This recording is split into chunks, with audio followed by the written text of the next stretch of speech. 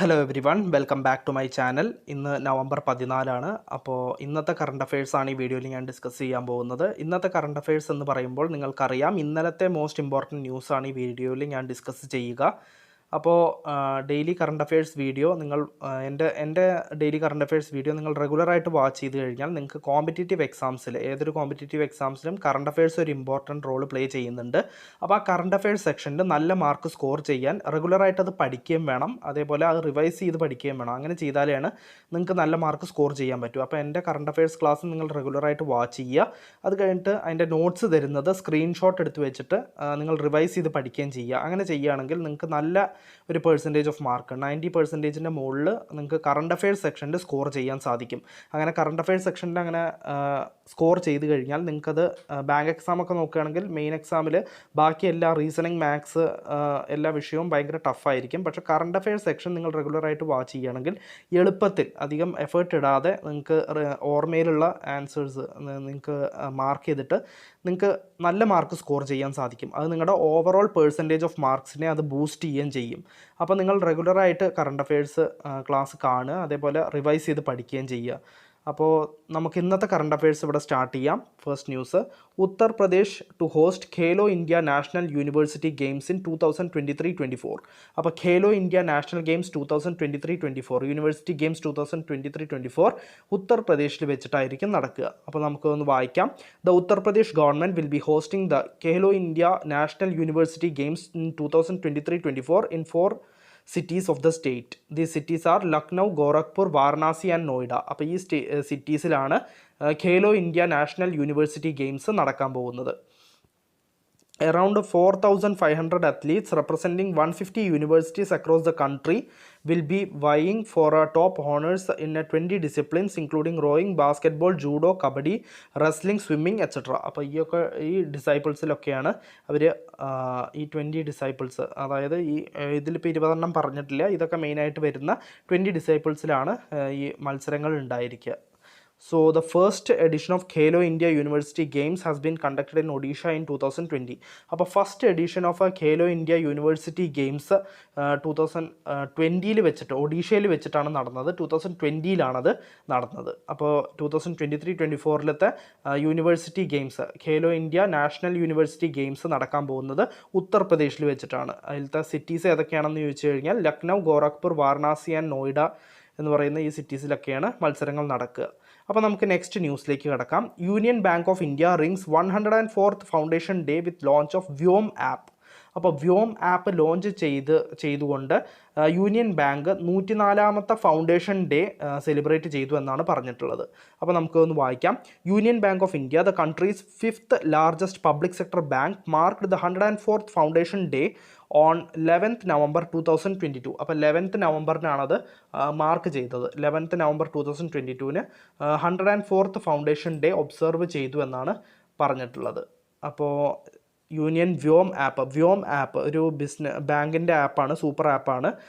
Is one stop shop for all financial goods. അതായത് all financial goods നമുക്ക് വാങ്ങാൻ സാധിക്കും, ഫിനാൻഷ്യലായിട്ടുള്ള എല്ലാ പ്രോഡക്ട്സും നമുക്ക് വാങ്ങാൻ സാധിക്കും ഈ ഒരു ആപ്പ് ഉപയോഗിച്ചുകൊണ്ട്. The Vyom app is equipped to provide consumers with a one-of-a-kind banking experience in which they may conduct transactions that go beyond traditional banking. അപ്പോൾ വൺ സ്റ്റോപ്പ് സൊല്യൂഷനായിട്ട്, അതായത് ഓൾ ഫിനാൻഷ്യൽ ഗുഡ്സ്, എല്ലാ ഫിനാൻഷ്യൽ ഗുഡ്സും അതിൽ നിന്ന് കിട്ടുമെന്നാണ് പറഞ്ഞിട്ടുള്ളത്. ആ ആപ്പിൻ്റെ പേരാണ് വ്യോം ആപ്പ്. അത് യൂണിയൻ ബാങ്കാണ് ലോഞ്ച് ചെയ്തത്. അപ്പോൾ നമുക്ക് നെക്സ്റ്റ് ന്യൂസിലേക്ക് കിടക്കാം. World kindness day 2022 November 13 world kindness day 2022 observe ചെയ്യുന്നത്. അപ്പോൾ നമുക്കൊന്ന് വായിക്കാം. World kindness day was formed in 1998 to promote kindness through the world and is observed annually on November 13 as part of world kindness movement. It is observed in many countries including United States, Canada, Japan, Australia and the UAE. World Kindness Day presents us with the opportunity to reflect upon unifying human principles. അപ്പോൾ world kindness day 2022 observe ചെയ്യുന്നത് November 13 അപ്പോൾ ഈ വർഷത്തെ kindness ഡേയുടെ തീമാണ് be kind whenever possible. അപ്പോൾ ഈ വർഷത്തെ വേൾഡ് കൈൻഡ്നെസ് ഡേയുടെ തീമാണ് be kind whenever possible. World kindness day observe ചെയ്യുന്നത് November 13 അപ്പോൾ നമുക്ക് നെക്സ്റ്റ് ന്യൂസിലേക്ക് കിടക്കാം. US removes India from its currency monitoring list. അപ്പോൾ USA ഇന്ത്യനെ അവരുടെ കറൻസി മോണിറ്ററിംഗ് ലിസ്റ്റിൽ നിന്ന് ഒഴിവാക്കിയെന്നാണ് പറഞ്ഞിട്ടുള്ളത്. അപ്പോൾ ഏത് രാജ്യമാണ് ഇന്ത്യ അവരുടെ കറൻസി മോണിറ്ററിംഗ് ലിസ്റ്റിൽ നിന്ന് ഒഴിവാക്കിയത് എന്ന് ചോദിച്ചു കഴിഞ്ഞാൽ US ആണ് ഇന്ത്യനെ ഒഴിവാക്കിയിട്ടുള്ളത്. അപ്പോൾ നമുക്കതൊന്ന് വായിക്കാം. The US department of treasury has removed India from its currency monitoring list of major trading partners after the past 2 years. അപ്പോൾ 2 വർഷത്തിന് ശേഷമാണ് ഇന്ത്യനെ ഇപ്പോൾ അവരുടെ ലിസ്റ്റിൽ നിന്ന് ഒഴിവാക്കുന്നത്. The list merits close attention to the country's currency practices and macroeconomic policies. അപ്പോൾ ഈ ലിസ്റ്റിലുണ്ടെങ്കിൽ അത് country's currency practices and macroeconomic പോളിസീസിനെ മോണിറ്റർ ചെയ്യുമെന്നാണ് പറഞ്ഞിട്ടുള്ളത്. അപ്പോൾ ഇന്ത്യയുടെ കൂടെ മറ്റ് രാജ്യങ്ങൾ ഒഴിവായിട്ടുണ്ട്, ഈ US റിമൂവ് ചെയ്തിട്ടുണ്ട്. അത് ഏതൊക്കെയാണെന്ന് വെച്ച് കഴിഞ്ഞാൽ ഇറ്റലി, മെക്സിക്കോ, തായ്ലൻഡ്, വിയറ്റ്നാം ഈ രാജ്യങ്ങളെയും US റിമൂവ് ചെയ്തിട്ടുണ്ട്. Once on currency monitoring list, an economy remains there for at least 2 consecutive years. അപ്പോൾ ഒരു തവണ ഈ കറൻസി മോണിറ്ററിംഗ് ലിസ്റ്റിൽ വന്നു കഴിഞ്ഞാൽ, USAയുടെ കറൻസി മോണിറ്ററിംഗ് ലിസ്റ്റിൽ വന്നു കഴിഞ്ഞാൽ 2 വർഷത്തേക്ക് ചുരുങ്ങിയത് ആ കൺട്രി ആ കറൻസി മോണിറ്ററിംഗ് ലിസ്റ്റിൽ ഉൾപ്പെട്ടിരിക്കുമെന്നാണ് പറഞ്ഞിട്ടുള്ളത്.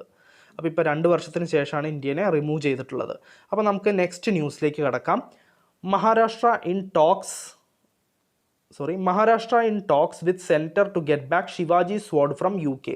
അപ്പോൾ മഹാരാഷ്ട്ര ഗവൺമെൻറ് അതായത് ഇപ്പോൾ നടപടികൾ എടുത്തുകൊണ്ടിരിക്കുകയാണ്. അതായത് UK നിന്നും ഷിവാജീസ് സ്വാർഡ്, ഛത്രപതി ശിവാജി മഹാരാജിൻ്റെ സ്വാർഡ്, വാള് തിരിച്ചു കൊണ്ടുവരാൻ വേണ്ടിയിട്ട് ഇപ്പോൾ ടോക്ക് കാര്യങ്ങളൊക്കെ നടന്നുകൊണ്ടിരിക്കുകയാണ്.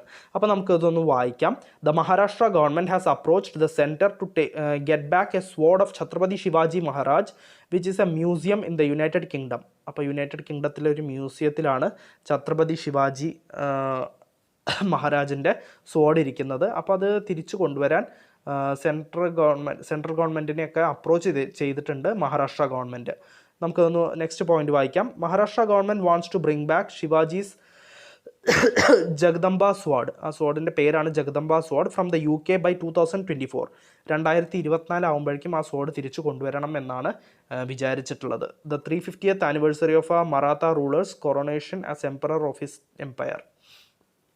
അപ്പോൾ 350ാമത്തെ ആനിവേഴ്സറിയിൽ തിരിച്ചു കൊണ്ടുവരണം എന്നാണ് വിചാരിച്ചിട്ടുള്ളത് മഹാരാഷ്ട്ര ഗവൺമെൻറ്. അപ്പോൾ സെൻട്രൽ ഗവൺമെൻറ്റായിട്ട് ടോക്സ് കാര്യങ്ങളൊക്കെ നടത്തിയിട്ടുണ്ട്. ഇനി അവരുടെ ഗവൺമെൻറ് UK ഗവൺമെൻറ്റൊക്കെ ആയിട്ട് സംസാരിച്ച് അത് തിരിച്ച് കൊണ്ടുവന്നേക്കാം. അപ്പോൾ നമുക്ക് നെക്സ്റ്റ് ന്യൂസിലേക്ക് കിടക്കാം. 9 new countries join global offshore wind alliance at COP27 in Egypt. അപ്പോൾ 9 new countries global offshore wind alliance ഗോവ GOWA. അപ്പോൾ 9 രാജ്യങ്ങളാണ് global offshore wind alliance join ചെയ്തിട്ടുള്ളത് COP27 ഇൻ ഈജിപ്തിൽ വെച്ചിട്ട്. അപ്പോൾ അത് ഏതൊക്കെയാണ് ആ രാജ്യങ്ങളെന്ന് വെച്ച് കഴിഞ്ഞാൽ Belgium, Colombia, Germany, Ireland, Japan, Netherlands, Norway, UK and US have joined global offshore world alliance global offshore wind alliance during COP27 in Sharm el Sheikh in Egypt. അപ്പോൾ ഈ രാജ്യങ്ങളും കൂടി ചേർന്നിരിക്കുകയാണ് ഈ ഷർം എൽ ഷെയ്ഖിൽ വെച്ച് നടക്കുന്ന ഈ മീറ്റിങ്ങിൽ. അപ്പോൾ Denmark became home to the world's first offshore wind farm in 1991. അപ്പോൾ Denmark world's first offshore wind farm 1991 കൊണ്ടുവന്ന ഫസ്റ്റ് രാജ്യമായി എന്നാണ് പറഞ്ഞിട്ടുള്ളത്. അപ്പം 9 ന്യൂ കൺട്രീസ്, പുതിയ 9 രാജ്യങ്ങളാണ് ഗ്ലോബൽ ഓഫ്ഷോർ വിൻഡ് അലയൻസിൽ ജോയിൻ ചെയ്തിട്ടുള്ളത് COP27 ഇൻ ഈജിപ്തിൽ. സോ നമുക്ക് നെക്സ്റ്റ് ന്യൂസിലേക്ക് കടക്കാം. UN announces hi tech satellite based global methane detection system. അപ്പോൾ United Nations hi tech satellite based global methane detection system announce ചെയ്തിരിക്കുകയാണ്. അപ്പോൾ നമുക്കതൊന്ന് വായിക്കാം. The methane alert and response system was launched at the 27th conference of parties to the UNFCCC in Sharm el Sheikh Egypt.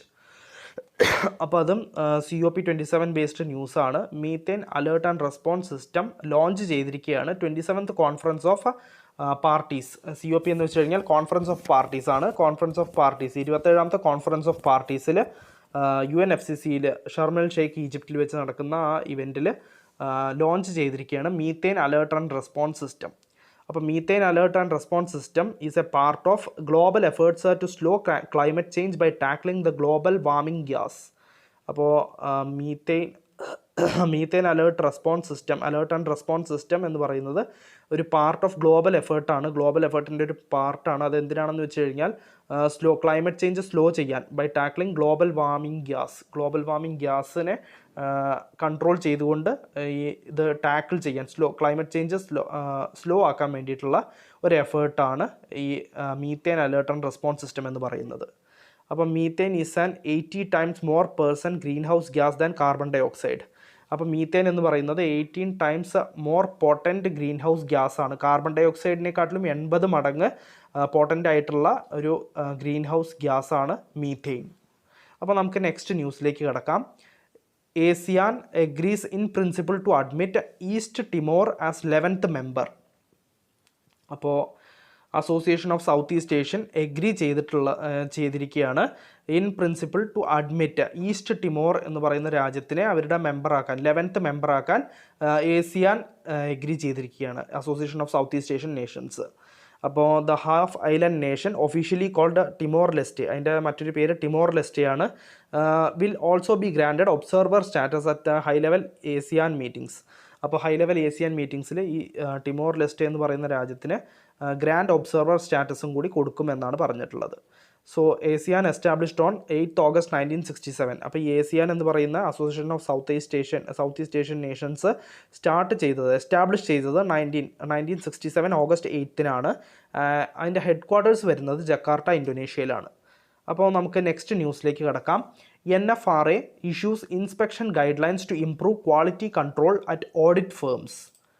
അപ്പോൾ ഇതിൽ പറഞ്ഞിരിക്കുന്നത് NFRA issue ചെയ്തിരിക്കുകയാണ് inspection guidelines. അത് എന്തിനാണെന്ന് വെച്ച് കഴിഞ്ഞാൽ ക്വാളിറ്റി കൺട്രോൾ, ഓഡിറ്റ് ഫേംസിൽ ക്വാളിറ്റി കൺട്രോൾ ഇംപ്രൂവ് ചെയ്യാൻ വേണ്ടിയിട്ടാണ്.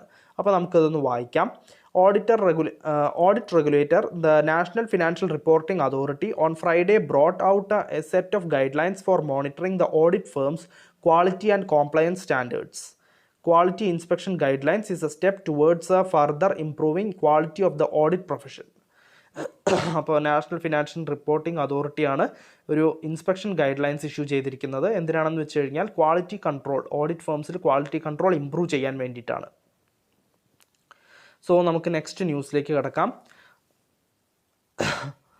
COP27, അതായത് conference of parties 27, COP27 breakthrough agenda countries set priorities. അപ്പോൾ conference of parties 27 breakthrough agenda countries priorities set ചെയ്തു എന്നാണ് പറഞ്ഞിട്ടുള്ളത്. അപ്പോൾ ഡീറ്റെയിൽസ് അറിയാൻ ഒന്ന് വായിച്ച് നോക്കാം.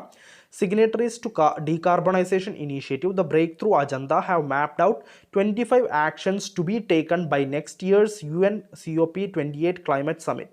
അപ്പോൾ next year's conference of parties 28 climate സമ്മിറ്റിൽ വെച്ച് ഡിസ്കസ് ചെയ്യാൻ തീരുമാനിച്ചിട്ടുണ്ട്. 25 ആക്ഷൻസ് എന്തൊക്കെയാണ് എടുക്കേണ്ടത് എന്നുള്ളത് ഇപ്പം തന്നെ തീരുമാനിച്ച് വെച്ചിട്ടുണ്ട് എന്നാണ് പറഞ്ഞിട്ടുള്ളത്. അതെന്തിനാണെന്ന് വെച്ച് കഴിഞ്ഞാൽ to speed the transition to a low carbon economy. അത് എന്തിനാണെന്ന് വെച്ച് കഴിഞ്ഞാൽ ട്രാൻസിഷൻ ഓഫ് ഈ വേൾഡിനെ ഒരു ലോ കാർബൺ എക്കണോമി ആക്കി മാറ്റാനുള്ള ട്രാൻസിഷന് വേണ്ടിയിട്ടുള്ള അത് സ്പീഡപ്പ് ചെയ്യാൻ വേണ്ടിയിട്ടാണ്. The group has 47 signatories including Australia, China, UAE, European Commission and G7 nations. അപ്പോൾ ഈ 47 സിഗ്നേറ്ററീസ് ഇൻക്ലൂഡ് ചെയ്യുന്നത് Australia, China, UAE, European commission, അതേപോലെ G7 നേഷൻസ് ഇൻക്ലൂഡ് ചെയ്യുന്നുണ്ട്. India is also a signatory to the coalition. അപ്പോൾ ഈ COP ഈ conference of പാർട്ടീസിൽ ഇന്ത്യയും ഒരു സിഗ്നേറ്ററി ആണ്, അതിൽ ഒരു മെമ്പറാണ് എന്നാണ് പറഞ്ഞിട്ടുള്ളത്. അപ്പോൾ നമുക്ക് നെക്സ്റ്റ് ന്യൂസിലേക്ക് കിടക്കാം. RL Kashyap, Indian mathematician and professor died. അപ്പോൾ ഒരു ഒബിച്വറി ന്യൂസാണ്. RL കശ്യപ് അന്തരിച്ചു. ഇന്ത്യൻ മാത്തമാറ്റീഷ്യൻ ആൻഡ് പ്രൊഫസർ ആയിരുന്ന RL കശ്യപ് അന്തരിച്ചു. അപ്പോൾ നമുക്കൊന്ന് വായിക്കാം. RL Kashyap dies on November 11 at age of 84. RL Kashyap was honoured with Padma Shri in 2021 by the president of India.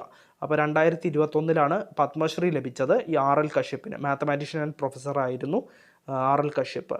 In 1982, he represented the Kashyap Foundation criterion to select the best model from a set of mathematical candidate models with different numbers of unknown parameters. These parameters are adjusted to adapt the models to data. അപ്പോൾ RL Kashyap ആണ് Indian mathematician and professor അന്തരിച്ചിരിക്കുന്നത്. Next ന്യൂസിലേക്ക് കിടക്കാം. Minister of External Affairs S. Jayashankar meets Ukrainian counterpart. അതായത് Ukrainian counterpart എന്ന് വെച്ച് കഴിഞ്ഞാൽ Ukrainian minister of external അഫയേഴ്സിനെ മീറ്റ് ചെയ്തു. എന്നിട്ട് discuss nuclear concerns in conflict. എന്നിട്ട് ന്യൂക്ലിയർ കൺസേൺസ് ഡിസ്കസ് ചെയ്തു ഈ കോൺഫ്ലിക്റ്റിൽ. അതായത് ഇപ്പോൾ അവിടെ വാറൊക്കെ നടക്കുകയാണ്, അപ്പോൾ അവിടുത്തെ ന്യൂക്ലിയർ കൺസേൺസ് ഡിസ്കസ് ചെയ്യാൻ വേണ്ടിയിട്ടാണ് ഈ മീറ്റിംഗ് നടന്നത്. അപ്പോൾ നമുക്കതൊന്ന് വായിക്കാം. Indian external affairs minister Subrahmanyam Jaishankar is accompanying Vice President Jagdeep Dhankar, who is leading the Indian delegation to the ASEAN India Commemorative Summit and the 17th East Asia Summit, which are both being held in Cambodia. He met his Ukrainian counterpart Dmytro Kuleba on the sidelines of the programs in Cambodia. So Ukrainian minister of external affairs ആയ ദിമിത്രോ കുലേബേനെ meet ചെയ്തു. എന്നിട്ട് അവർ discussions held ചെയ്തു. അതായത് ഈ ഒരു nuclear വെപ്പൺസിനെ കുറിച്ചൊക്കെ ഉള്ള ഡിസ്കഷൻസാണ് നടന്നത്. സോ നമുക്ക് നെക്സ്റ്റ് ന്യൂസിലേക്ക് കിടക്കാം. ന്യൂസിലാൻഡ്സ് ഗ്രേഗ് ബാർക്ലേ റീഇലക്റ്റഡ് ICC ചെയർമാൻ. അപ്പോൾ Greg Barclay has been re-elected unopposed as ICC chairman for another 2-year term after Zimbabwe cricket chief Tevengwa Mukulani pulled out of the contest. അപ്പോൾ സിംബാബ്വേയുടെ ചീഫായ തെവെങ്വ മുകുലാനി ഈ കോൺടെസ്റ്റിൽ നിന്ന്, അതായത് അവർ നോമിനേഷൻ പിൻവലിച്ചോടുകൂടി ന്യൂസിലാൻഡിൻ്റെ ഗ്രേഗ് ബാർക്ലേ ICC ചെയർമാനായിട്ട് റീഎലക്റ്റ് ആയി എന്നാണ് പറഞ്ഞിട്ടുള്ളത്. അപ്പോൾ നമുക്കൊന്ന് നെക്സ്റ്റ് പോയിന്റിൽ പറയുന്നത് Jay Shah replaced former president Sourav Ganguly as BCCI representative on the ICC board while Arun Dhumal will be sitting on a chief executives committee. അപ്പോൾ ജയ് ഷാ ആണ് പ്രസിഡന്റ് ഓഫ് BCCI ആയിട്ട് റെപ്രസെൻറ്റ് ചെയ്യുന്നത് ICCയെ. സോ ഇപ്പോൾ ICC ചെയർമാനായിട്ട് ന്യൂസിലാൻഡുകാരനായ ഗ്രേഗ് ബാർക്ലേ റീഎലക്റ്റ് ആയിരിക്കുകയാണ്. ഇതുവരെയും ഗ്രേഗ് ബാർക്ലേ തന്നെ ആയിരുന്നു. ഇപ്പോഴും ഇനി തൊട്ടിട്ടും ഇനി ഉള്ള 2 വർഷത്തേക്കും ഗ്രേഗ് ബാർക്ലേ തന്നെ ആയിരിക്കും ICC ചെയർമാൻ. അപ്പോൾ ഇന്നത്തെ കറണ്ട് അഫയേഴ്സിൽ ഇത്രയേ ഉള്ളൂ. ഒരുവിധം എല്ലാ ഇമ്പോർട്ടൻറ്റ് ന്യൂസും ഞാൻ ഡിസ്കസ് ചെയ്തിട്ടുണ്ട്. അപ്പോൾ നിങ്ങൾ റെഗുലറായിട്ട് ക്ലാസ്സുകൾ വാച്ച് ചെയ്യുക. നമുക്കപ്പോൾ നാളത്തെ കറണ്ട് അഫയേഴ്സിൽ വീണ്ടും കാണാം. Bye every one.